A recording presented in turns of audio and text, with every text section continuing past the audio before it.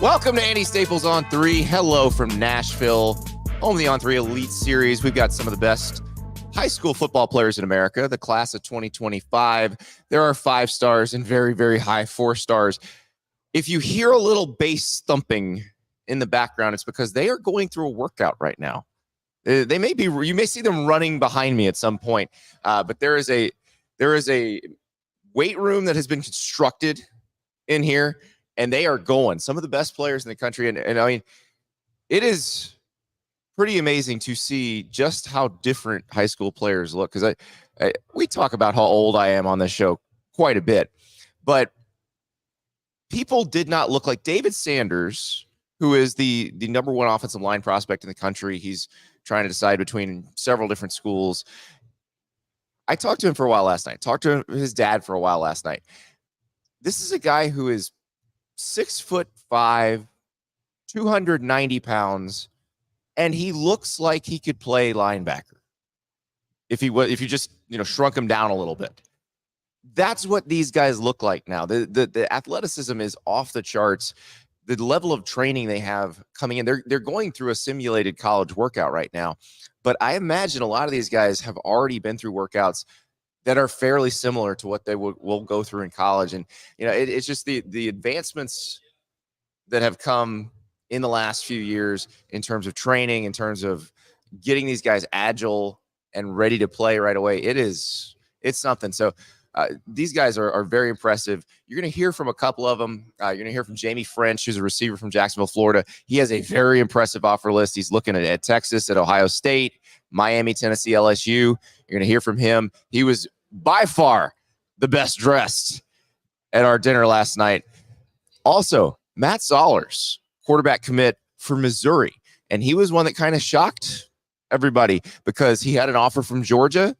He had interest from Penn State. He had interest from Pitt. And he decided, nope, I'm going to Missouri. Became the first member of that Pied Piper, trying to get other folks to Columbia, Missouri. You're going to hear from him. You're also going to hear from the Cavinder twins. Remember, they were Fresno State basketball stars. They went to the transfer portal right after NIL started. They already had a huge social media following when NIL started. They've turned that into a legitimate business.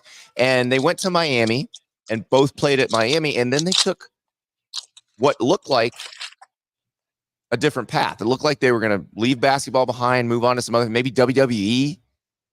Well, after a year off, they are back in college basketball. So you're going to hear from them about that decision. They're going to play for Miami again. And this is a time when, women's college basketball is blowing up. And I'm sure they watched Caitlin Clark and Angel Reese and everybody and said, you know what? There's some stars that have moved on to the WNBA. Maybe we need to help fill the star vacuum, although there's some pretty good young players that also will be filling that star vacuum. But we've got a lot to talk about. And also, remember, the SEC spring meetings going down in Destin, Florida. We're going to talk to Jesse Simonton from On3 about that in just 1 minute. He is live from the Redneck Riviera.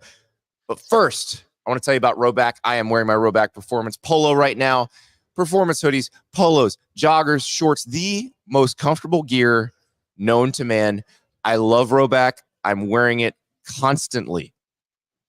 When I flew up here, sometimes it gets a little chilly on the plane. Rhoback hoodie. It's perfect. It's always perfect. RHOBACK.com. Use the code Andy for 20% off your first purchase.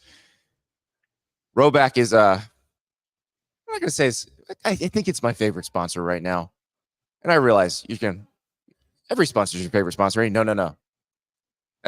That dog, it's on me a lot. I got that dog on me. Some people got that dog in me. I got that dog on me. Rhoback, RHOBACK.com, 20% off your first purchase with the code Andy. All right, let us go to Destin.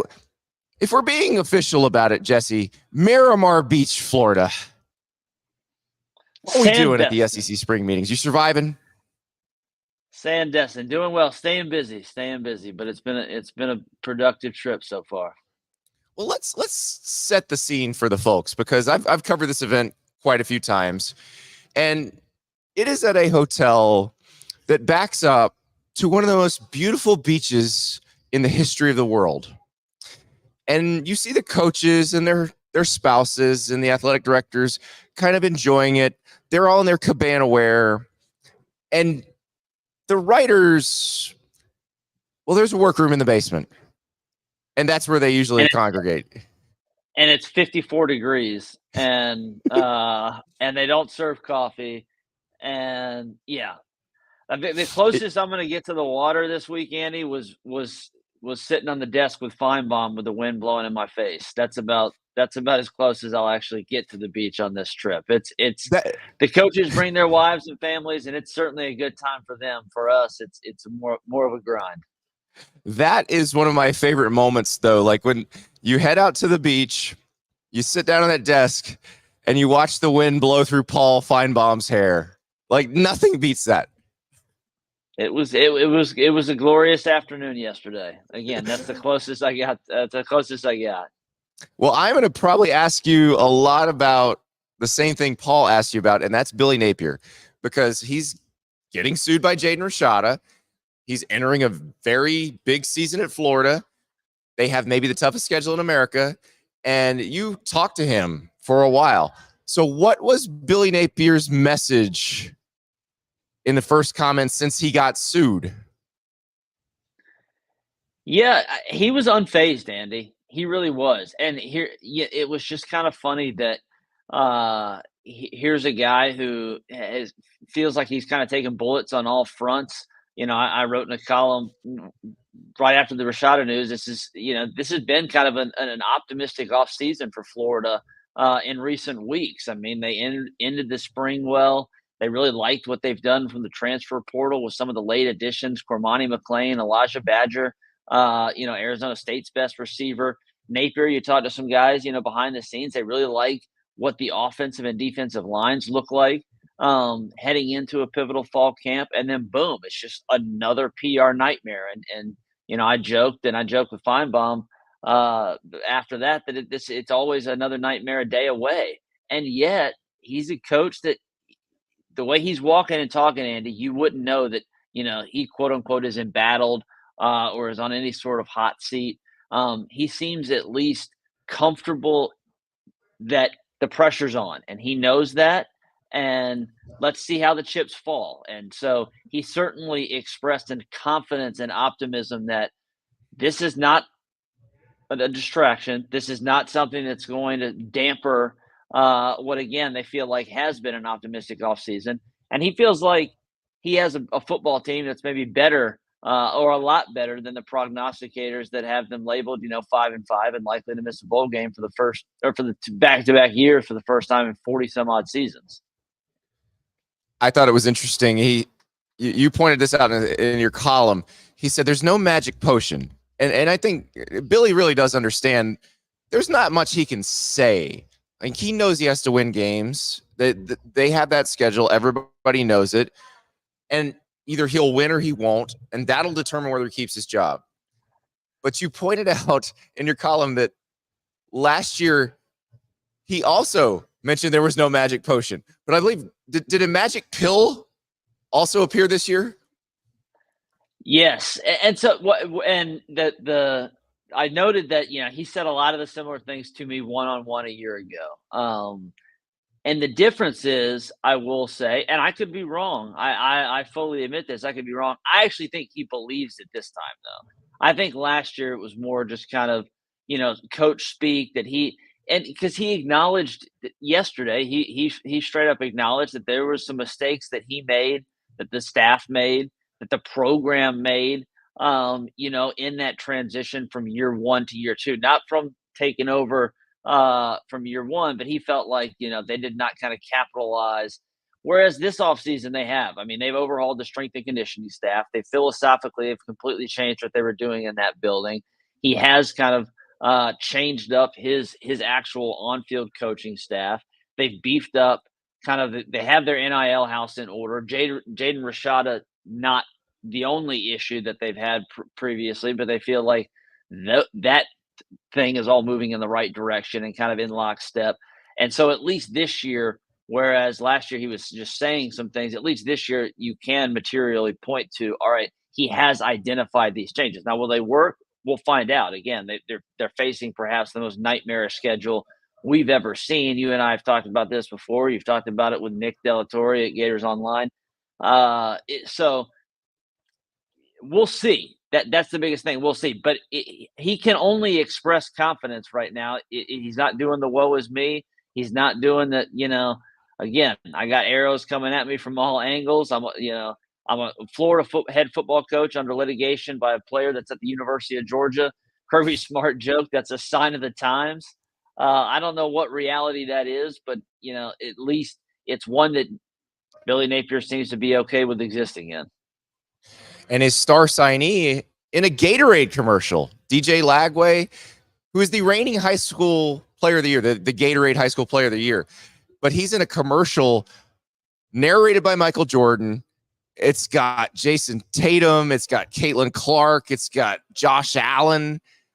I mean, that's good pub there. But it's interesting because as big as the signing of Lagway was, I think a lot of the confidence you're feeling from Billy Napier comes from Graham Mertz. It does. And Mertz is, I think Billy thinks he's one of the more underrated quarterbacks in the country. Mertz had last season a very strong season for a guy with low expectations. I mean, his touchdown to interception ratio was impressive. He arguably was one of the better, I would say, 5 or 6 quarterbacks in the SEC. And so now they're trying to kind of supplement some of the pieces around him. The offensive line needs to be better. Clearly, they have to make a lot of strides defensively. But I think Lagway is going to play. I do think that Lagway is going to play a little bit. This was not in this story at all, but kind of working on some other stuff this week in Destin, kind of picking some guys' brains about the in-helmet player to coach communication. Napier said it himself that it's almost like a cheat code for a kid like Lagway because it allows him to really paint that picture, in that 6 to 8 seconds before the snap for a 5-star who they already feel is kind of pretty advanced, in that role. And so I don't know what the situation or how they're going to exactly, balance the two quarterbacks. It's certainly Graham Mertz's team, but I would be stunned if Lagway did not have a legitimate role in 2024. I think that's a really interesting point and something we should look at around the country because, yeah, if you've got a freshman quarterback, especially there's a skill set maybe that he brings that the veteran doesn't, it does make it easier to break somebody in. Let's talk about another coach who I actually can't wait to watch with the in-helmet communication, and that's Lane Kiffin, because he comes into a season where they have massive expectations. They've got a roster that they've beefed up through the portal, but they already brought back a ton of good players. So this is a team that would have made the playoff last year if it had been 12 teams. How big are the expectations on Lane Kiffin, and how is he handling that? Yeah, I mean, Kiffin seems to be, again, talk about a guy who's comfortable in his own skin. I think Lane understands. He said it yesterday, and he understands that this is easily the most talented team that Ole Miss has ever had. And that's why they're being talked about as potentially winning or getting to an SEC championship for the first time in school history. That's why the college football playoff expectations have kind of been laid at a program that, frankly, if they won 8 or 9 games, the fans would rejoice. But as Kiffin said, just because they're the most talented team the program has ever had doesn't mean they're the best team. And that's where, you have to kind of marry those expectations with the results on the field. I've said it throughout the offseason. I really like what Ole Miss has done. The mercenary defense doesn't scare me like it would for many other programs because Lane has proven very similarly, not quite as well, but similar to Mike Norvell, of identifying the right guys to get in the transfer portal. My biggest holdup with Ole Miss, and this is not a can't or won't, it's just will they, and that's will Lane Kiffin start to win some games he's not supposed to. He's been extremely good at beating all the teams that on Ole Miss's schedule or on Tennessee's schedule or on USC's schedule that they were supposed to. Outside of 1 or 2 upsets, a Georgia here, I think there was one upset at USC. Those are the only games that Lane Kiffin's won against top 25 opponents that they were an underdog. And so he's going to have to do that this year, whether it's a coin flip against Georgia, whether it's a game against Oklahoma or something like that, or at LSU. One of these couple games on the schedule that Ole Miss is not supposed to win, that's going to be the determining factor of whether they are able to live up to this kind of big 2024 hype. Yeah, I feel like Baton Rouge has been a place that's been really tough for them over the years. That if they could overcome that, that'd be big. Because let's be real, they don't have to beat Georgia to make the playoff. They don't even have to beat Georgia to make the SEC championship game, I don't think.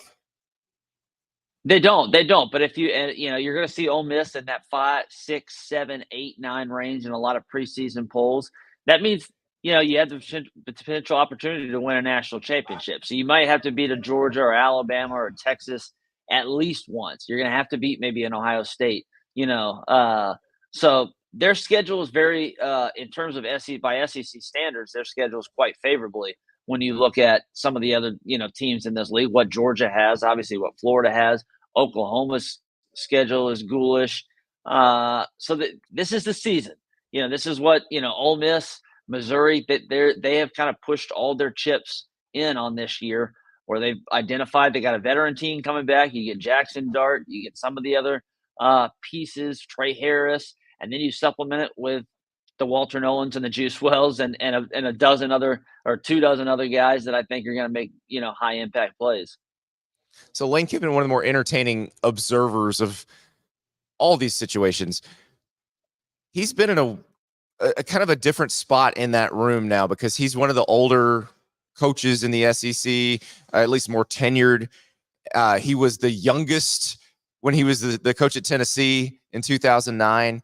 But now it's a very different room. What did he say about the dynamic in there without Nick Saban?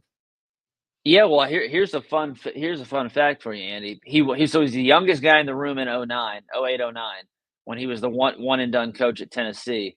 Saban was obviously, starting to build the rocket ship at Alabama there, and Greg Sankey, the commissioner now, and perhaps the most powerful, person in college athletics as we speak right now, was the assistant SEC commissioner to Mike Slive. Well, fast forward to today, and there's now this Sabanless vacuum, and Kiffin's the only guy still standing, even though he left and came back. So it's kind of a funny dynamic. He mentioned that specifically. He talked about the fact that, because I asked Lane, I was the one that asked Lane point blank, what is that vacuum like? Lane famously used to sit next to Mike Leach at these meetings, at the meetings in Birmingham. Now, RIP to the Pirate. He's no longer here. Saban has now retired. Kiffin said it's strange. It's strange. And then he followed up, kind of had a brief deadpan pause and was like, Kirby's taken over. He's kind of the lead guy now. And I don't think that would really surprise anybody. Lane Kiffin, elder statesman. I never thought I'd hear those words come out of my mouth. But you mentioned Kirby, and he's one who spoke pretty forcefully about something that I think coaches across the country worry about. One thing we haven't really talked about as much with this House versus the NCAA settlement is it will end scholarship limits, but those are going to flip to roster caps, hard roster caps. You could have X number of players on your roster. And the coaches, I thought, expressed a very legitimate concern that if it's 85 in football, you don't have walk-ons anymore. Now, I think the thought is the cap would be something closer to what their actual roster right now, which we're talking more like 120. But Greg Sankey said that's not done yet. How do they exert pressure as they try to figure out what that's going to look like?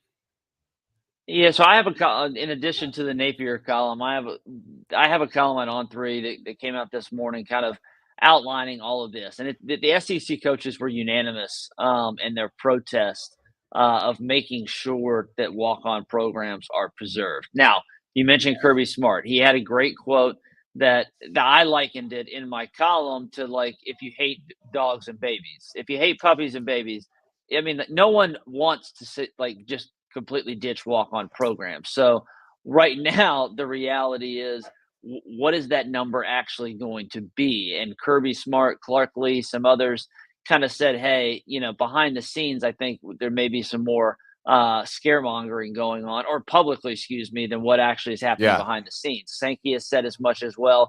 But to your point, they were all, from Kirby Smart to Steve Sarkisian. I thought Mike Elko was, the 12th man, the famed Texas A&M 12th man, was as forceful about it as any. That they need to preserve these programs, and they are unanimous in that 85 is certainly not enough. One of the issues, Andy, obviously, is that unlike the NFL, which has a hard cap of 53, they can go out and sign a guy off the street tomorrow. They also have a practice squad. They also don't practice, as Hugh Freeze told us, they're not practicing nearly as physically during the season like these teams. And so there's a safety aspect, there's a player reps aspect, there's a depth aspect. I don't know if it's actually going to be 120. I think, if you kind of read between the lines on some of the stuff that Greg Sankey has said, it's going to be shorter than that. He made mention specifically yesterday in a follow-up again, his famous "at times are a changing" quote that he likes to go back to. So I think it may be shorter than 120, but there's no doubt that the coaches are going to make sure that number's somewhere in the triple digits. So I was thinking about this. There is maybe a potential solution from the NFL. You just have a practice squad, and those are your walk-ons. Because in the NFL, the practice squad makes a different amount of money than the NFL minimum.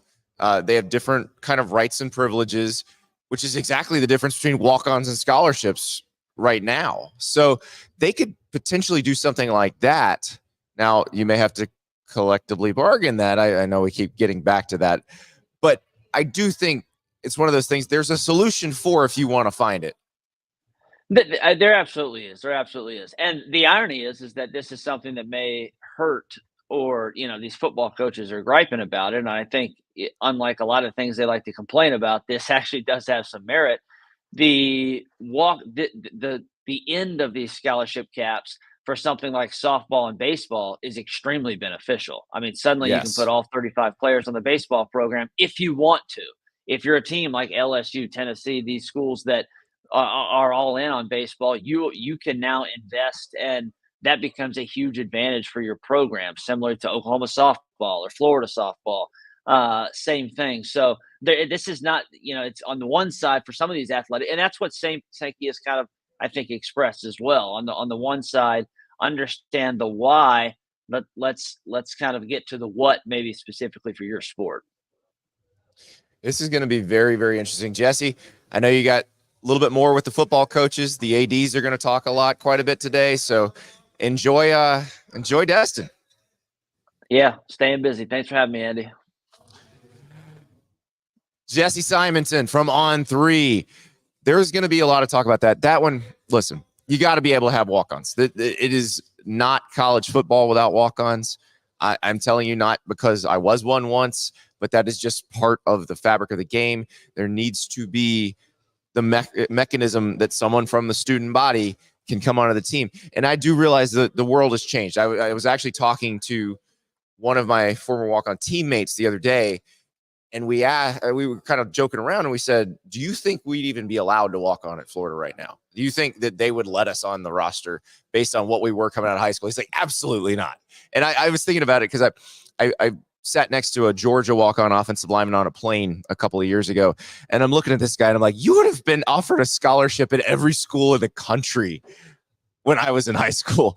And that's just how things have changed, because the walk-ons at the power programs now are recruited athletes. Like I was recruited, but not in any sort of massive way. The walk-ons at your power schools right now, they were recruited to a lot of potential schools. They had scholarship opportunities a lot of times that they've turned down. So it's not like they probably wouldn't be able to play college football, but the mechanism needs to be there that if you think you're not being recruited at the right level, that you can choose a school, and because you're a member of that student body, you can play at that school.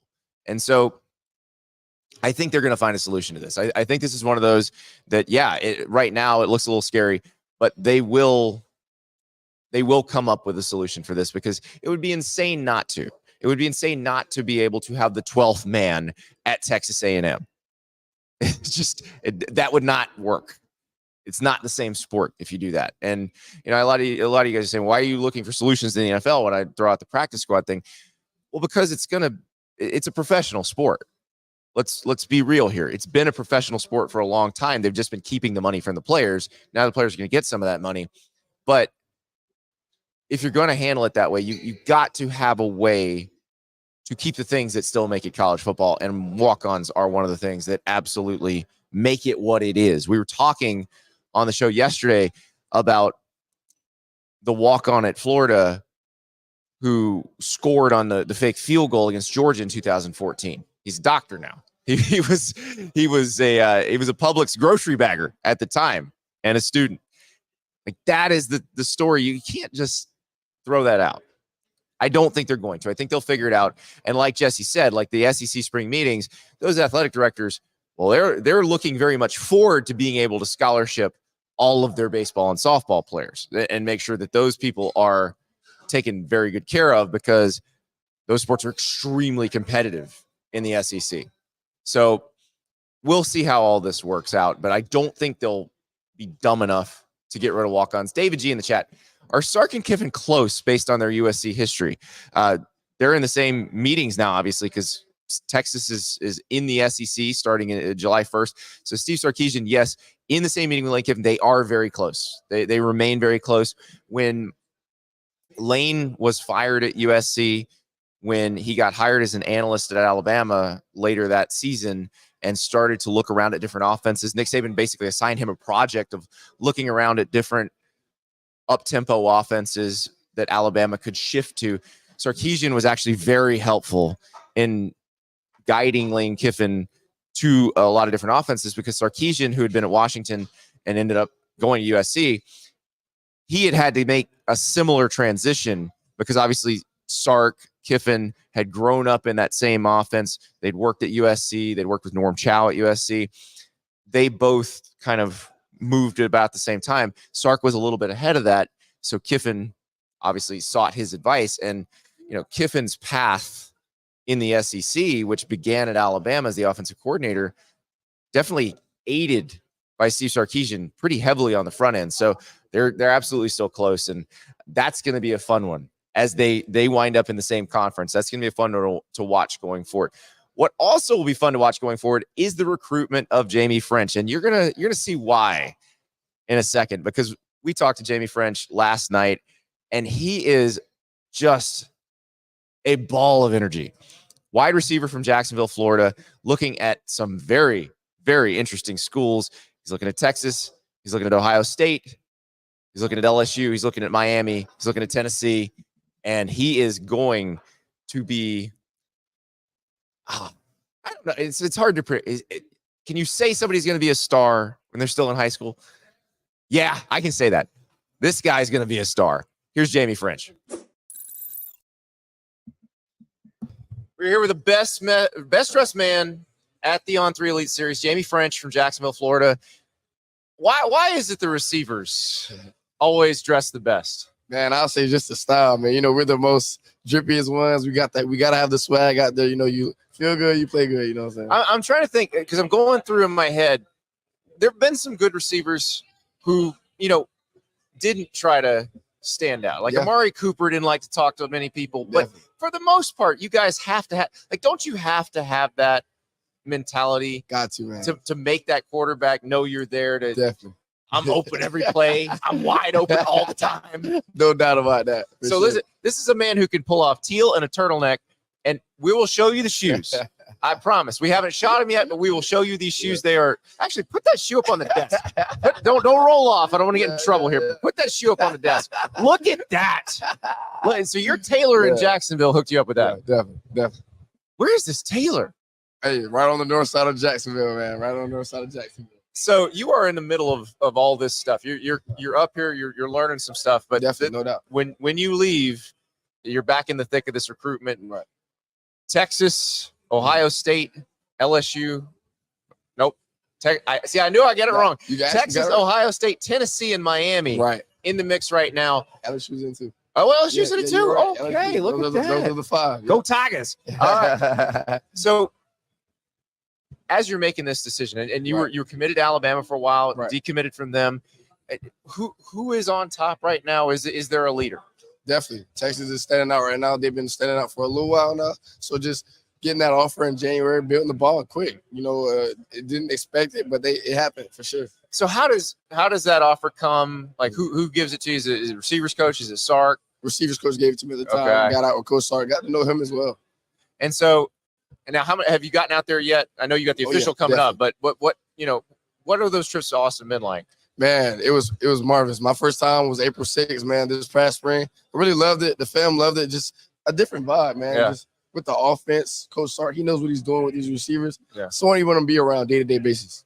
Well, and that's what I'm sure Coach Sark can tell you exactly how he's going to use you. What receivers from his past or that he's been using did he show you to say, here's how I can use you? Really, man. Calvin really? Calvin really, man. Just the way he get in and out of his breaks, at the line. I feel like, man, his game is so similar.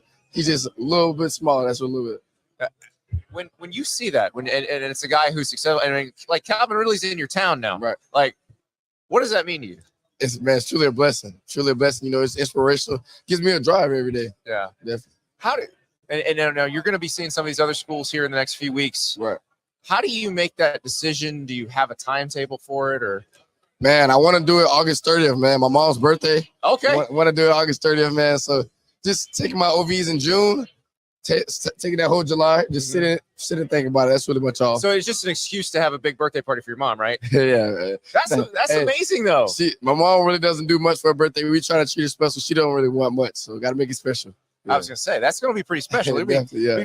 I don't know. Does she want all the cameras at her birthday party? Mom is down. Mom is down. All right, for sure. All right. So has she been with you on some of these visits so far? Yeah, most of them for sure. How important is it for her to feel comfortable with the people that are going to be with you? Man, big time, man. I'm a family guy. I'm making this decision off family oriented. Where I can feel comfortable with my mom and stuff is not there. So definitely, no doubt about that. Yeah, we've been talking a little bit about this today, and you're gonna learn a lot more about this tomorrow. With folks talking to you guys about some of the stuff that's getting thrown at you in terms of money will be coming, deals will be coming, agency representation, all this stuff. Like, how do you handle that? Man, just staying level-headed. I heard it in the meeting. Just do the same thing you to get here. You just stay level-headed. Keep God first, and He'll lead you to the right path for sure. How much does that stuff matter to you when you're looking at different opportunities? Man, I'm a guy who loves ball. Man, it's been my dream since I was 5. It's just this NIL stuff just as an add-on, a +2, just to keep me driving every day. I just love ball. Get out there every day, man. Does it feel the same as like when you were 5 and you're playing in the yard? Definitely. Does it still feels the same? Every time I get a ball, man, it's just something goes through your skin. It's football time. It's football. It's ready to go. What is your favorite thing about this sport? What makes it special for you? Scoring touchdowns and making the defender look silly, man. That's really it. So for those of us who played on the line and have never scored a touchdown, what does it? Okay, I've always wondered this. Yeah. So let's say this is a catch and run. This isn't a catch the ball in the end zone. It's a catch and run. You're going to score. Right. Are you thinking about how you might celebrate? Definitely. Okay. 100%. What is your best celebration to this point of a touchdown? Man, I have a lot. Ooh, I got a lot of them. I don't know if there's a best, man. I got some top. Do you 10. work on them at practice? Like, do you have the? Yeah, it's always typical of a celebration. You'll get in practice, and did it again in the game. So it is really. Now, high school and college, they're a little strict on this. You might have to wait till you're in the league but like, what's your dream? Like, I've seen the dudes do duck, duck, goose. I've seen them play. They're like, I'm fishing and I'm catching you. Like, if you had a dream celebration with you and your teammates, what would that be? Man, I see that the how to go seat, man. How to go seat. Very nice. Gotta be that one. The how to go seat. I'm trying to remember. I wonder if you were even born when Terrell Owens hid the Sharpie in his sock. Have you seen the video of that? I haven't seen that. Terrell Owens hid a Sharpie in his sock. He scores a touchdown. He signs the ball. Really? I think he handed it to the ref. He threw a flag on him. So, but that was one of the better ones. But I like that. I like that you're thinking ahead. Hide and seek is a good. So you hide and the teammates find you? Go seek, man. Okay. Goalpost? Goalpost, hide the ball, something, man. See, that's the thing. Like, okay, you got to go play for the Cowboys or somebody who plays the Cowboys on Thanksgiving Day, and you hide in the Salvation Army kettle afterwards. Yeah, that'll be sweet. That's it right there, right?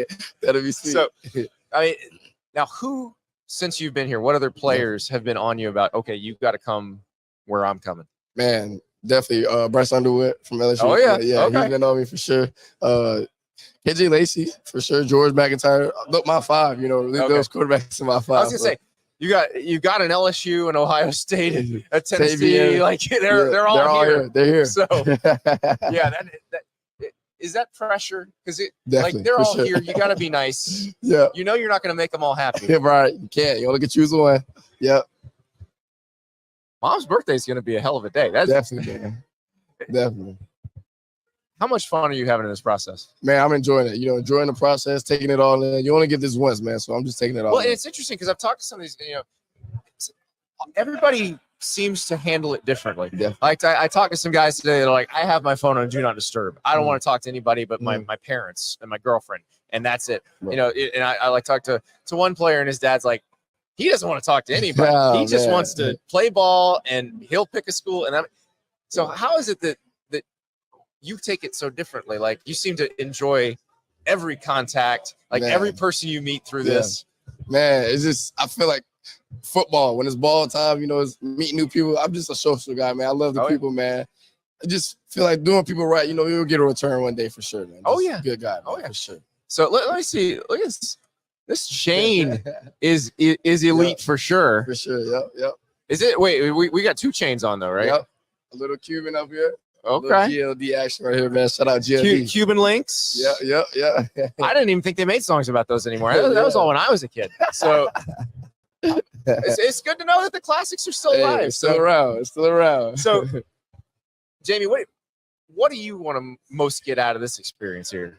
Man, my dream, man. Yeah. Just getting to the NFL, man. Just living out my dream. That's pretty much all. That's what I want to get out of this football. So what receiver, you mentioned, Sark showed you Calvin Ridley, right. But what receiver did you grow up saying that's who I want to be? Man, OBJ, 100%. Odell Beckham, man.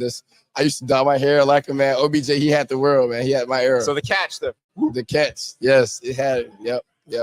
Yeah, well, maybe one day. So when LSU won the national title, when they beat Clemson, OBJ was on the field. Yeah, he was celebrating. We all remember he was handing out hundreds. Yeah. It was tremendous. You can do that now. The rules have changed. Man. Like, so if you are the next OBJ, wherever you go, if your team wins the national title and you're in the league, you got to bring the roll of hundreds because there's nobody gets in trouble for that now. Yeah, it's crazy, man. Times have changed for sure, man. That's right. Yeah. Jamie Ffrench, he's going to get there. Yeah. August 30th. Keep your eyes peeled. Somebody's getting good news. Jamie, thank you so much. I appreciate you, man. That is Jamie Ffrench.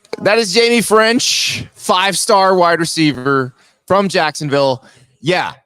Get excited if he's thinking about your school. He says the Longhorns are number 1 right now. And Jamie will say that he will tell you straight up where he's at right now. There's visits to go, though. August 30th, Mom's birthday. Going to be a big, big day. So we'll see where Jamie winds up. We know where Haley and Hanna Cavinder are headed. They are headed back to Miami. They're going to be in Coral Gables playing together again. Very interesting journey through college basketball for these two. They're twins. They go to Fresno State. This is pre-NIL. They already have a big social media following. NIL happens. They become massive stars while still at Fresno State. They then use the transfer portal to go to Miami. They play there together and then decided, okay, we've done what we can in college basketball. Now it's time to grow this business and move to the next chapter of our lives. Meanwhile, during that year, the sport just completely blows up. You're talking about huge audiences for women's college basketball as everybody's watching Caitlin Clark, Angel Reese, Juju at USC, like all of these stars in the NCAA tournament. Well, now they're coming back. The Cavinder twins are back in college basketball. There's some new stars coming up, but they figure, hey, we've been stars in this sport before. We can do it again. They're back at the U, and they joined us to talk about the decision to come back and also what advice they're going to give to these high school football players as they enter the NIL world that the Cavinders have absolutely mastered. We are honored to be joined by Hanna and Haley Cavinder, not former college basketball players anymore, now current college basketball players. Again, you played at Fresno State. You transferred to Miami. There was a gap year. Now y'all are back with the Canes for one final year. How exciting is it to be back in basketball in general? Speaking for myself, I mean, I think it's super awesome to be able to have an opportunity again to play with Haley, especially at the University of Miami. Being able to go back there and work with some coaches in the weight program and just the community in Miami is amazing and so supportive. So just couldn't be more thankful for the opportunity. Haley, you were looking at some other options, and then when Hanna said she was going back to Miami, you said, "Okay, I'm going back to the U too." Right. I think it's extremely hard to say no, and the bond that we have on the court. When University of Miami presented the opportunity for both of us, it was a very easy decision for me, just because I love the U and I love the coaching staff there and everything that Miami brings. So I'm extremely excited to be back. I am so fascinated by your journey through college sports, because you start out at Fresno State and had great careers there. NIL is not even a thing. NIL comes in, and you guys have taken great advantage of that. You kind of trailblazers in that area. Did you realize, because you had social media influence, you had a social media following when that came in, did you realize, okay, this is something we can really take advantage of? Right. I think when NIL first passed, we didn't really understand it as much, kind of like everybody else. It was more of like the wild, wild west. But then we obviously created an amazing team around us with our attorney, Darren Heitner, and of course our agency, ESM, and then just being able to work with them throughout the years and like truly understand working with brands and being able to have creative control within them has been amazing. And we've honestly, like, our life has changed since then. So couldn't be more thankful. I mean, did you think this would be a career, like, because basketball, I'm assuming when you're playing college basketball, it is all consuming. It is, it's probably what you were building your whole lives for. Right. When did you realize that, wait, there's a whole career, a lifetime career in here? Regarding with the brands and the brands? Exactly. And being an influencer. I mean, that's something that, when I was a kid, the term didn't even exist. So. I think social media is such a powerful tool for businesses nowadays, and you can see how much has grown with the student athletes since NIL has passed. When I realized that, we could really do this as a dream job, would probably be since NIL has passed. I think Hanna and I have done a great job with our team and working with my parents and just setting ourselves up for, being successful long term. I would just say networking, connecting as much as you can down the road has taught us so much in the business space. And you can manage it all and be very proactive with the right team and people in your corner. So we're here at the On3 Elite Series. Some of the best high school football players in the country, they're going to be college football players. They're going to be making NIL deals. Some of them already are. But what advice would you guys give them for entering this world and for navigating it? Right. I think the advice I would give is just jump at every opportunity you have. You never know the places it will take you or the people that you will meet. So that's what we did. And I think just taking one day at a time. I know a lot of things can get overwhelming, but if you have the right people in your corner and you stay grounded, it's going to be amazing. So Haley, I'm going to ask you, what is the coolest thing that you think prior to this you never thought you'd be able to do? Where you were in the last few years, you've been looking at it and you're like, I cannot believe I'm here. I cannot believe I'm with this person, or I cannot believe I'm in this place. That is such a loaded and hard question. I know. I'm sorry.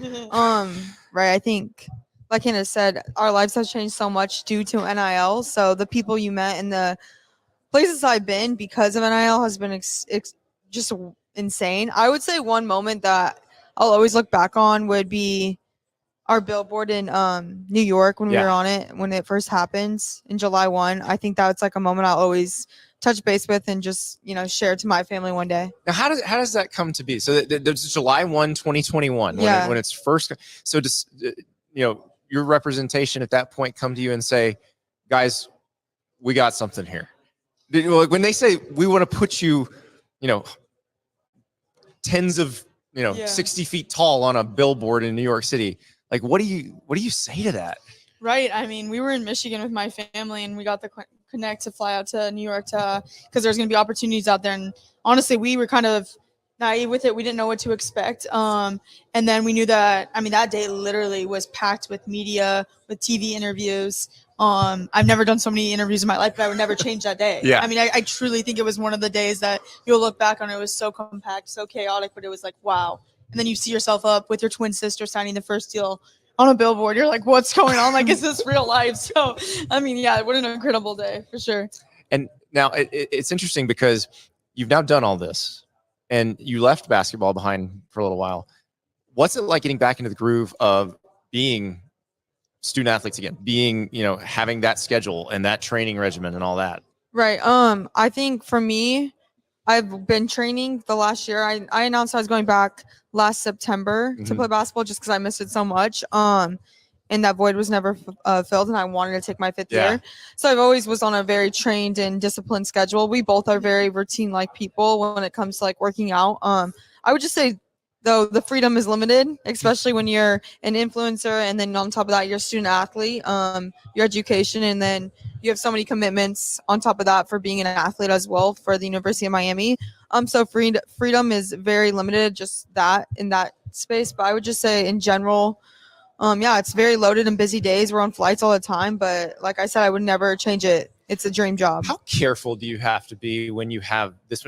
So I got 6-figure, followers on social media. And I remember when my kids were little, telling them, do not take dad's phone and mess around with it. Because if you accidentally send something, it could go out to a lot of people. But when it's in the millions, how careful do you have to be about what you say, what you think, what you hit send on?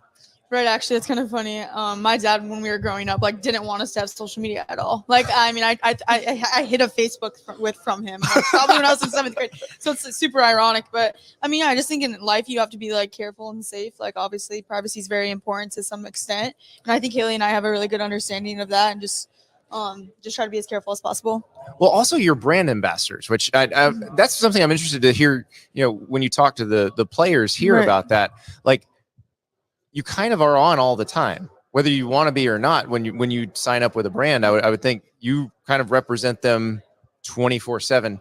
Is that something that is on your mind, or is it something that you just kind of get used to? Right. I think that 100%. When you represent and you're in a contract with a brand, they expect you to represent them in a certain way.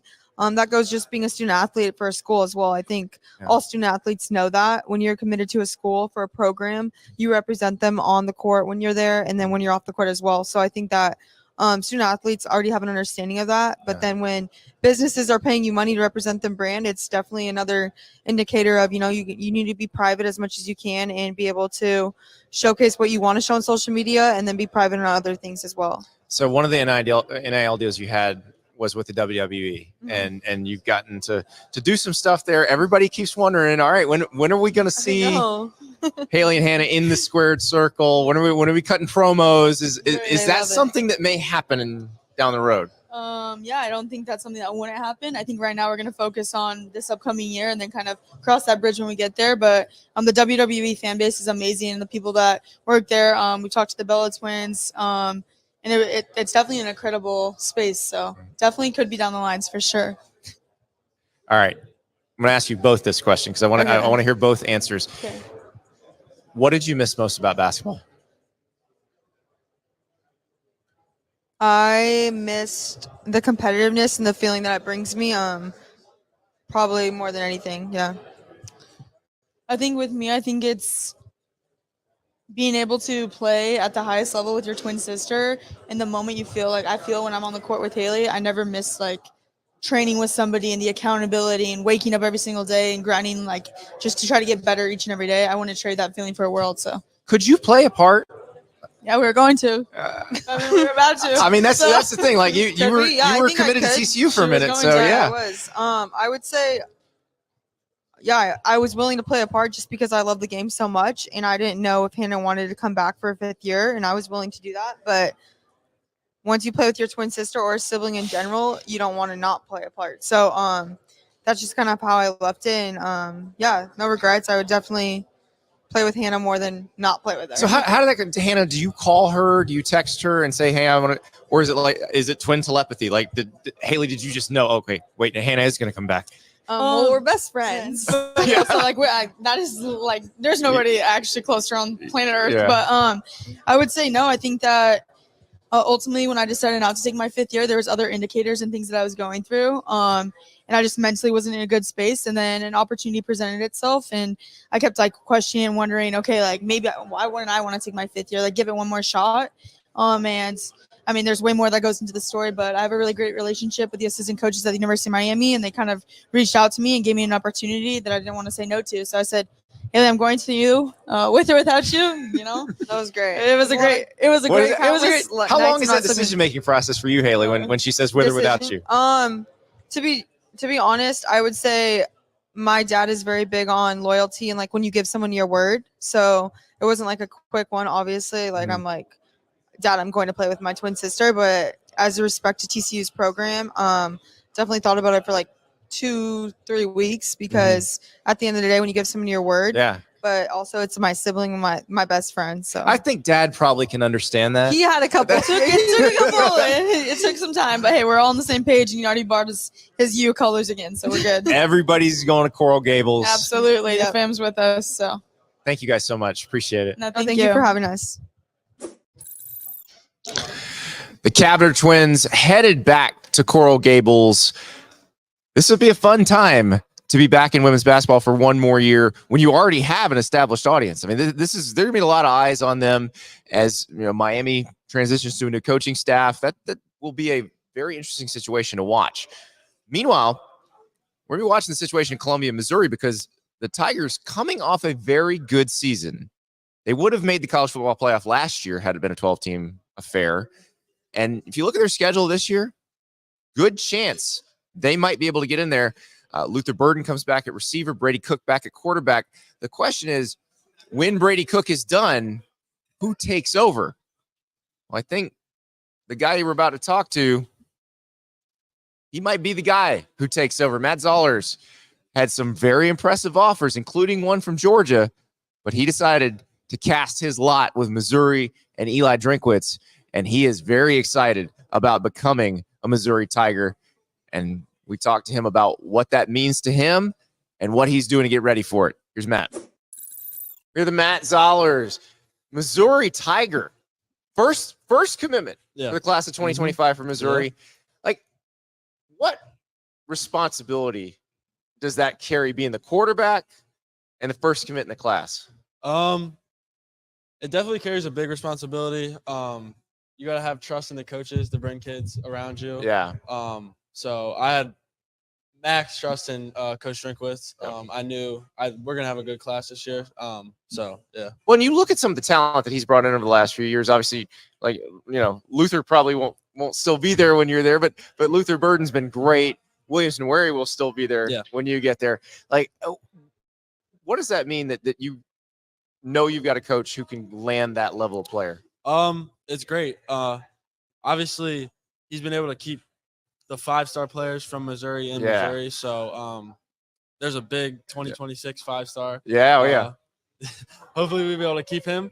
But it's definitely great seeing the type of recruiter he is. So, but you're not from Missouri. You're from Pennsylvania, and you looked at Georgia, you looked at Penn State, you looked at Pitt. Like, what was it about Coach Drink and Missouri that really? Probably the main reason was the connections, like how I clicked with the coaches and the players. It was definitely different out there. It like happened faster and smoother than everywhere else. It wasn't forced or anything. It just kind of happened. I feel like it's easy to talk to all the players, also the coaches. Yeah. They know how to coach football, but like also off the field, I can still talk to them. Drink seems like he'd be fun one to play for. Is he? Yeah. How often is he texting you every day? He probably texts me 2-3 times a week, like not just like text, but like have conversations. 2-3 times a week. He's a very energetic guy. Yeah. So that's the type does of he tell you, hey, like when you're coming to this thing, hey, tell these guys about Missouri?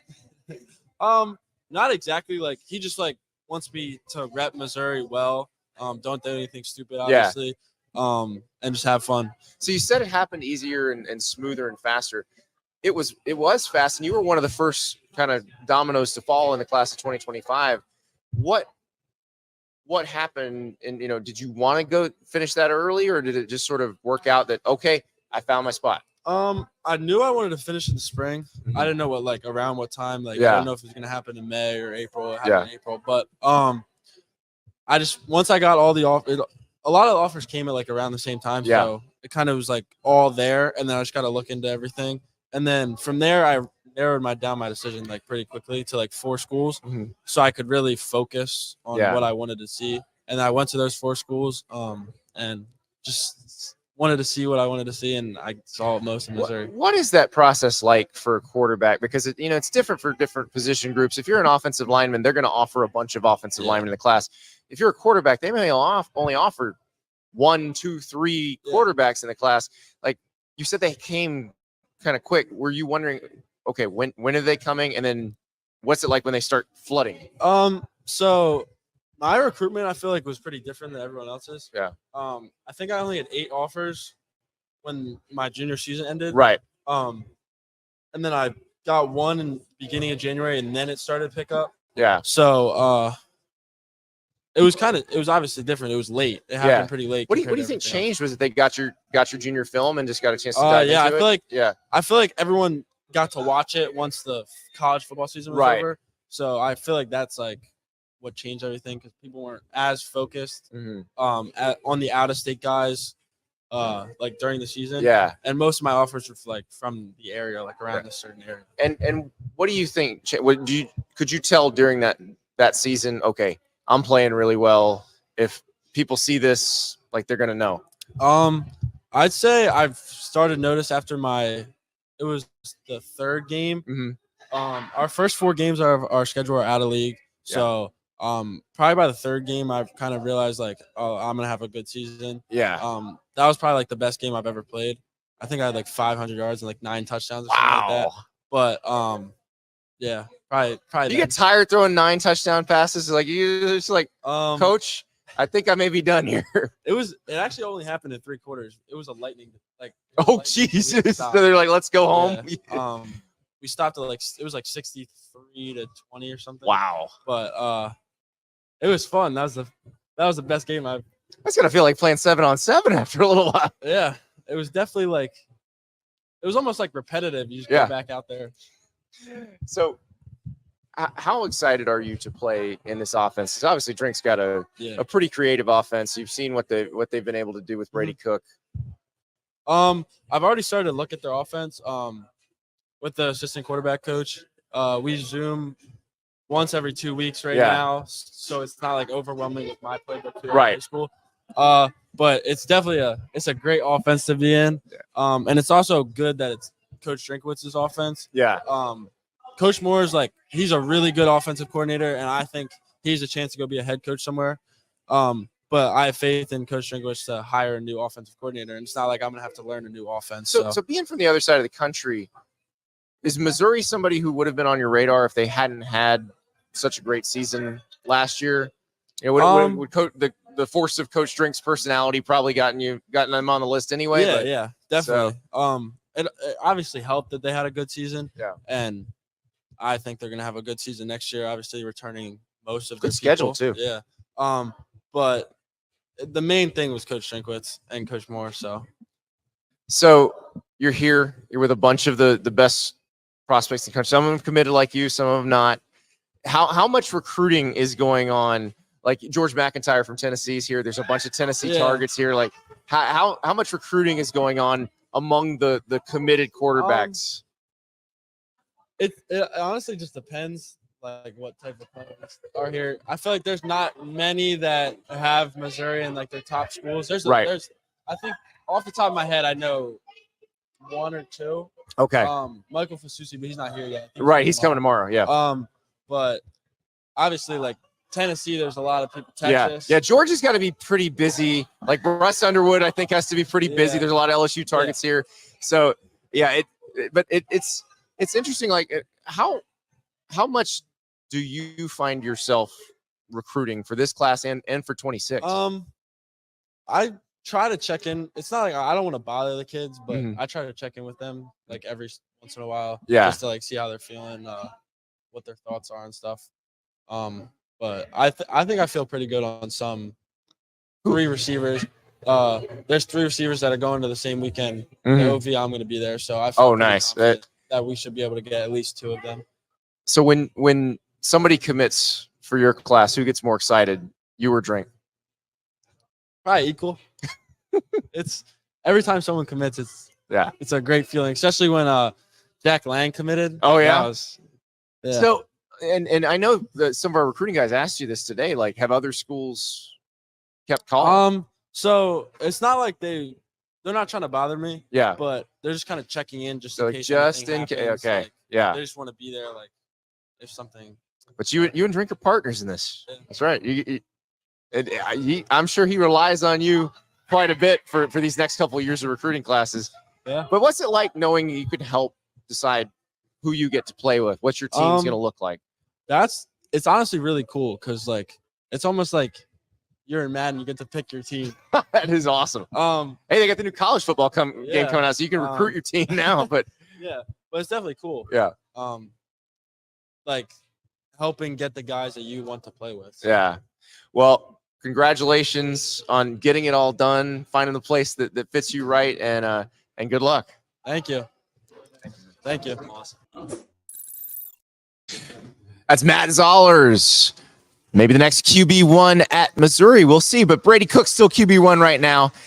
And they have big, big expectations for this season. I have big, big expectations for this show tomorrow. So, little change in the regular schedule. Dear Andy will not run tomorrow, but feel free to send me your questions now, Andy_Staples on X, on Instagram, or AndyStaplesOn3@gmail.com. We're going to have Dear Andy on Friday because we're still here at the Elite Series. We've got a lot of really interesting people to talk to. Plus, there's something I cannot talk about for another 2 hours and 14 minutes. But it'll drop, and we'll also talk about it on the show tomorrow. And it's something I know a ton of you want to know about.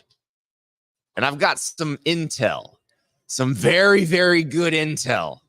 I just can't talk about it for another 2 hours and 13 minutes. We'll talk about it all on the show tomorrow, plus more great interviews from here at the Elite Series. So get those Dear Andy questions in. We will answer those on Friday. Tomorrow, big show, mystery topic. There will not be a mystery in 2 hours and 13 minutes. But it's something you definitely want to know about, and I'm excited to tell you about it. I'll talk to you tomorrow.